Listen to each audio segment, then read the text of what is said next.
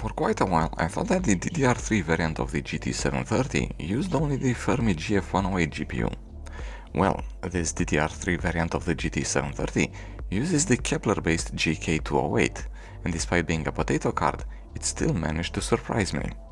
But not all of these surprises are of a good kind. As seen on screen, the VRAM is slow and is connected to the GPU through a 64-bit wide memory bus. To add insult to injury, the PCIe connection is limited to 8 lanes of PCIe Gen 2. Just to drive the point home, here's a comparison between all three variants of the GT730. The Fermi-based typically uses 2 GB of DDR3, but connects them to the GPU using a more common 128-bit bus. The card also uses all 16 PCIe lanes. The GDDR5 Kepler variant reduces that VRAM to 1 GB and kneecaps the memory bandwidth by connecting it to a 64-bit bus. Still, the resulting bandwidth is significantly better than what's available on the Fermi card. And since the card is too good, Nvidia decided to also chop the PCIe bandwidth in half by allowing it only 8 lanes. The only saving grace for the DDR3 Kepler variant is the GPU. Unfortunately, it does get dragged down by the slower DDR3, tied up by the 64-bit memory bus and strangled by the 8 Gen 2 PCIe lanes. For a TDP of less than 40 watts, the cooling solution doesn't have to be too complicated. Colorful opted for a plain aluminum heatsink and a 2-pins fan. I opted not to change the thermal paste that came with the card, and despite that, the reported temperature didn't go above 40 degrees for a delta over ambient of 16. I'll briefly mention the test system used before diving into the gaming results. Ryzen 5 5600, 32GB of DDR4 at 3600 MHz. Quite frequently, we'll compare the results of the Kepler variant with the results of the Fermi namesake. This is not going to happen with Marvel Rivals though. None of the GT730s are able to run it. Cyberpunk 2077 on the other hand will make it through the benchmark, albeit at 9 FPS on average, at low settings and 1024x768 resolution. Basically, I just wanted to see if the benchmark finishes, no hopes of actually playing the game.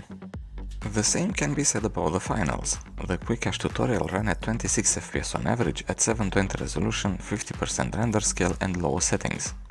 We basically checked that Kepler cards are still supported.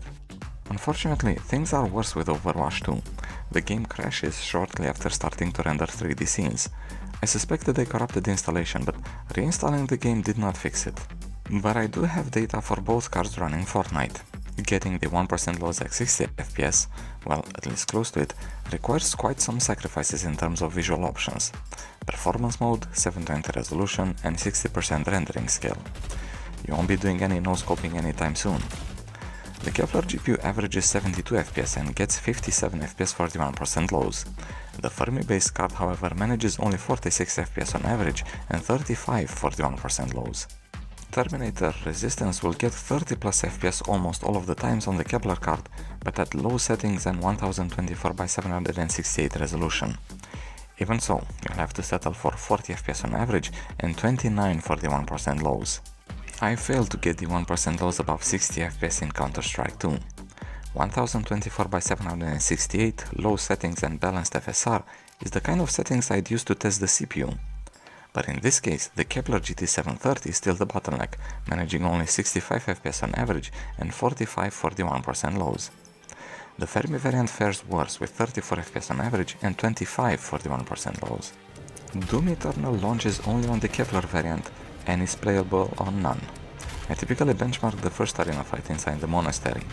Well, at 800x600 low settings, the empty arena has the GT730 averaging 27 FPS. The lowest settings I use when testing Rainbow Six Siege is 720 resolution, lower settings and 50% render scale. The Kepler variant averaged 13 FPS. Not quite optimal when it comes to online competitive FPSs. 720 resolution and lower settings is still too much for the Kepler GPU in control. I usually do a run back and forth between the ventilation control point and the top of the NCP tower. I decided to cut it short however, seeing how the card averaged 13 FPS and got 1% lows of 11. DOTA 2 was surprisingly playable at 1080 resolution and low settings. The Kepler card did a bit better with 62 FPS on average compared to the Fermi card at just 52.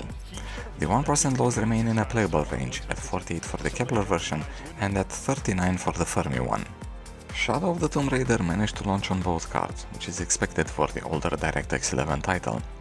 Also as expected, the GK208 beat the Fermi chip with 21 FPS on average compared to just 13 and 15 FPS for the 1% lows against Fermi's 10. But nobody would play the game on any of these. At least the DDR3 variants of the GT730 are definitely meme cards, failing to play a lot of the games selected for testing. That doesn't mean that the Kepler GT730 is useless. It can be a pretty good GPU to use for debugging and testing, especially since it supports UEFI. Also, some games are playable. At 720 resolution and low settings, GTA 5, the classic one, manages 47 FPS on average and 33 41% lows on the Kepler card, with similar values being scored on the Fermi variant. Warframe also runs acceptably at 720 resolution and low settings, with the Kepler card averaging 85 FPS and getting 54 41% lows. The Fermi variant averaged 54 FPS on average and 34 41% lows, also playable. So while these cards can be really neat for debugging, office work, their gaming capabilities, while fine for retro gaming, are severely limited to only a handful of modernish titles. Anything more than $5 for any of these is too much, if you ask me. But that won't stop people from trying to sell them for anything between 20 to 40 USD. Anyway, time to give these two cards some rest. Thanks for watching, I hope you liked this rather weird video on the GT730.